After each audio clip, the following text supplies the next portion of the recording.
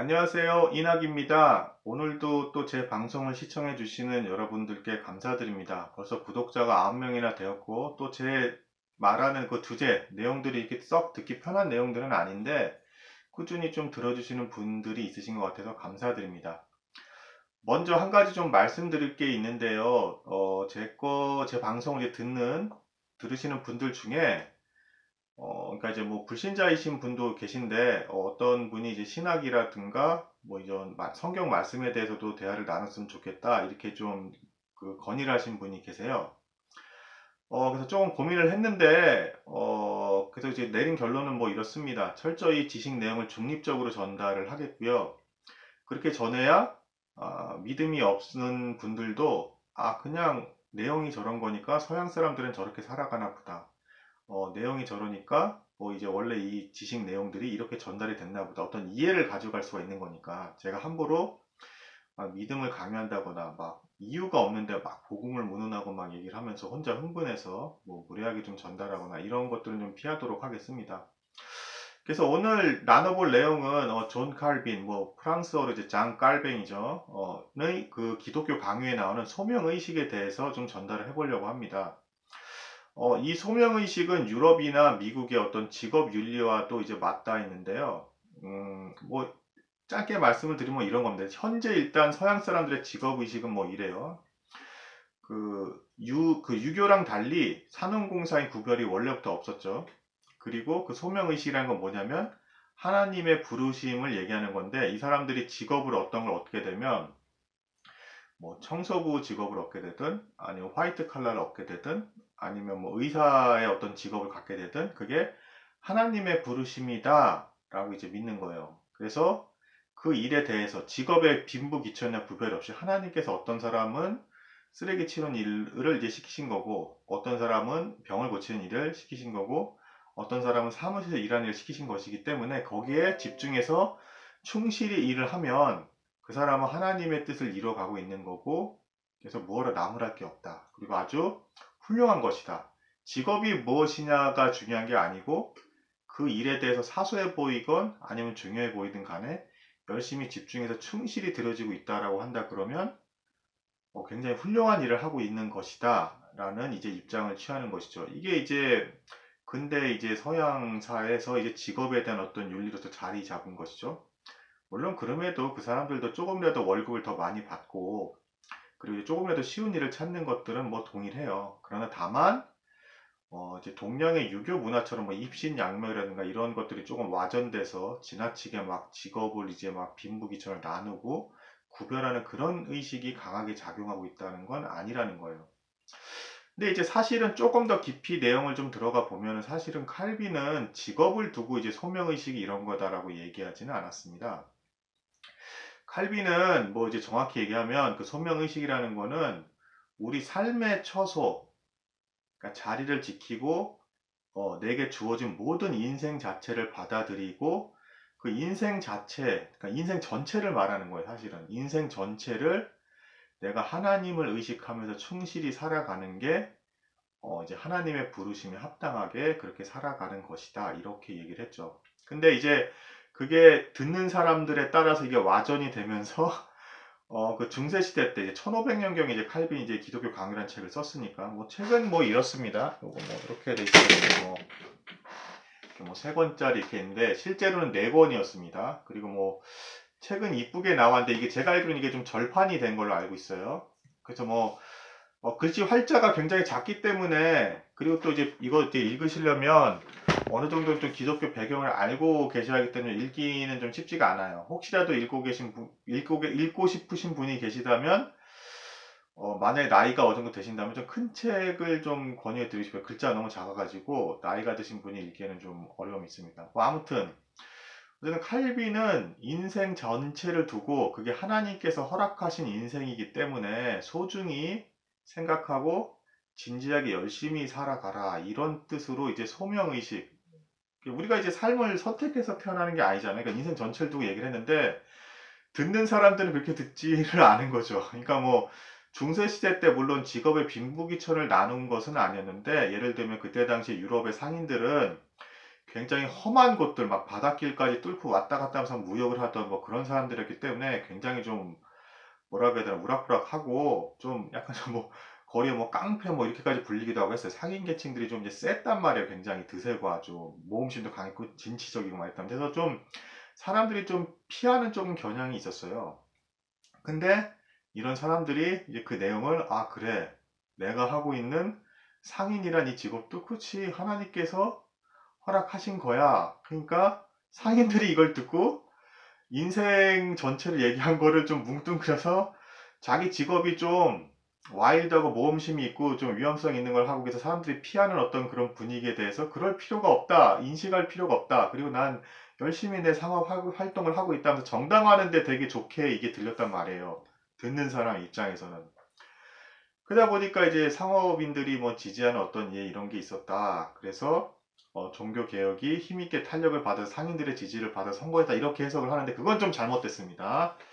왜냐하면 뭐 믿지 않는 분들은 조금 좀 이해를 못하는 부분이 있어서 칼빈이 마치 뭐 이 상인 계층들이 돈이 많고 이 세력들을 잘 규합을 해서 내가 종교 개혁 그때 당시 이제 카톨릭이 잘못됐다라고 하고서 이제 신교라고 불렀죠. 그때 당시에 이제 뭐 개신교, 신교 뭐 이렇게 불러가지고 카톨릭과 분류가 되는 이제 지금 현재 교회로서 이제 분류가 되고 있는 과정을 밟고 있었기 때문에 성공이 되냐 마냐가 이제 칼빈 세대에서 이제 좀 많이 이제 좀 분기점이 돼버리게 됐는데 뭐 칼빈이 뭐 이제 상인들의 세력을 막 규합해서 성공하려고 뭐 그렇게 전했다라고 세계사 시간에 가르친단 말이에요. 근데 그건 아니고요. 불신자들의 입장에서 조금 이해가 되기 쉽게 좀 말씀을 드리자면 칼빈은 굳이 말씀을 드리면 좀 원칙주의자 아주 융통성이 없고 좀 무식하다 할 만큼 성경 그대로 하려는 사람이었어요. 근데 이제 그 내용을 그대로 전달하다 보니까 전달한 그 내용 그러니까 하나님께서 사람의 인생에 우연은 없게 철저히 다 관여하고 개입하시면서 다스리고 있으신 것이다 라고 이제 전달한 내용이 와전이 돼서 듣는 상인들은 아 그래 그럼 그렇게 얘기한다 그러면 우리 직업도 되게 거룩하고 하나님의 일을 열심히 집행하는 데 사용되는 도구야 이렇게 하면서 되면서 좋아했던 거죠.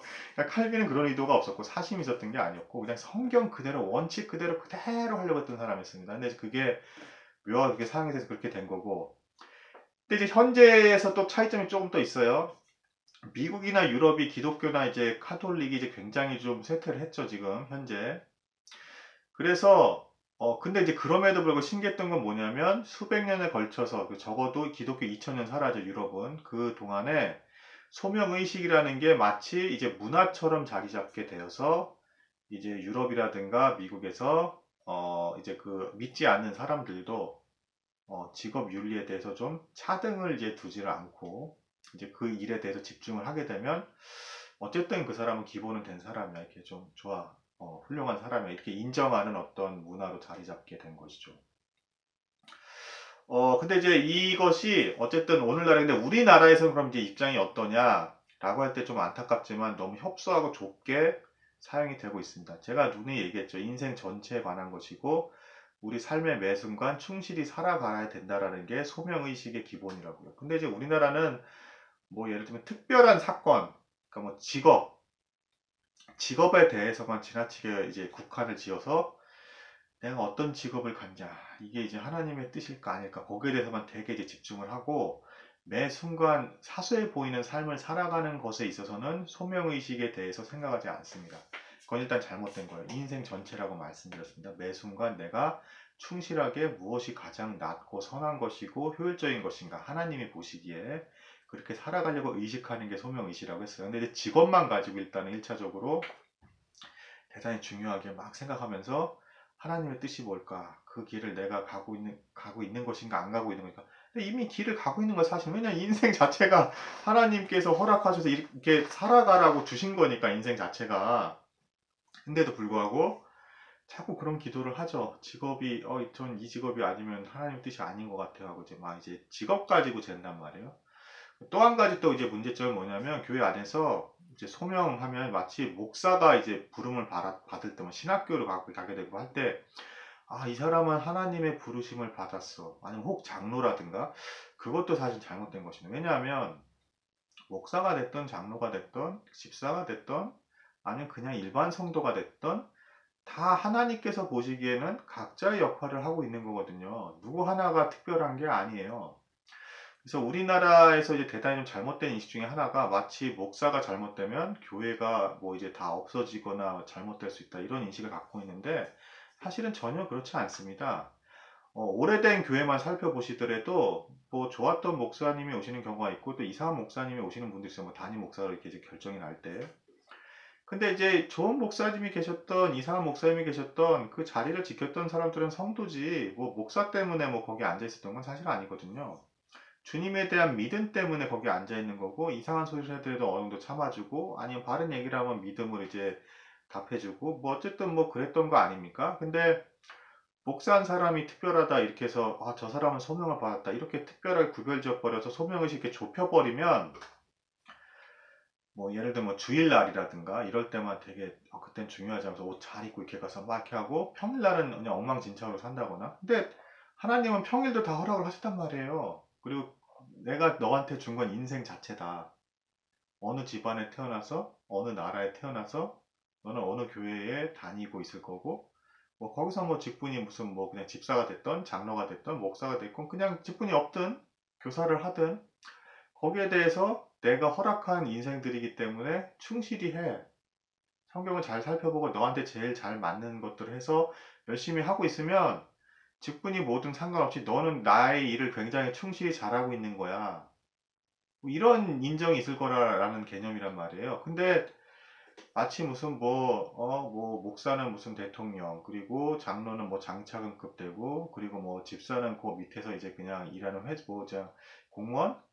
그리고 뭐 거의 다 했는데도 이제 집사죠. 어쨌든 뭐 어쨌든 산업공상 나누듯이 다 구별을 하고 마치 어떤 특정 직분이나 누가 뭐 어떻게 되면 뭐 더 크게 뭐 문제가 생기고 전혀 그렇지 않아요. 여러분들 개개인이 신앙생활을 꾸준히 하고 있으니까 교회가 유지가 되는 거지 뭐 그것도 이제 평일까지 포함해서 그렇게 해야 되시는 거죠. 그리고 신앙생활뿐 아니라 다시 더 강조합니다. 넘어서 직장 생활, 그리고 믿음이 있든 없든 간에 그런 거랑 상관이 없이 어쨌든 그런 사람들과 섞여 있는 사람들 상황이랑 상관없이 자기가 해야 될 일 충실히 해야 되는 게 하나님의 뜻과 본분을 다 하고 있는 거라는 거죠.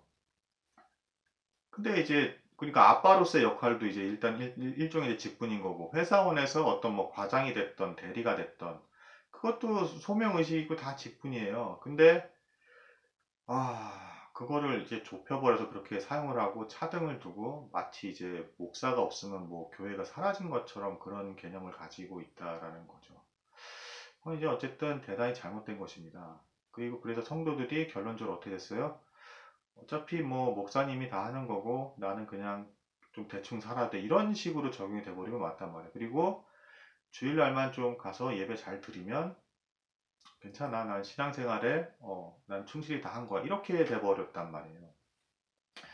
뭐 아무튼 여러분 하나하나가 다 소중하고 그리고 여러분 하나하나가 왕 같은 제사장이고 그리고 선지자의 역할로서 복음을 전하고 그리고 이제 또 뭐가 있어요? 왕처럼 죄와 싸워가면서 승리하는 삶을 살아가는 주체입니다. 누가 뭐 대신 살아준다거나 어떤 사람이 더 특별하다거나 이런 거는 절대 없습니다. 그러니까 소명의식을 잘 이해하시기 바랍니다. 인생 전체가 우리의 소명이고 뭐 교회 안에서건 교회 밖에서건 구별도 사실은 없는 거고 밖에서 직장 생활도 그 이상으로 굉장히 열심히 잘하게 하셔야 되고 아이들 가르치는 데서 집중하셔야 되고 그리고 친구와의 관계나 여러 가지 그리고 학교에서의 생활 등등도 다 중요하고 그게 부르심을 받은 소명이라는 것입니다.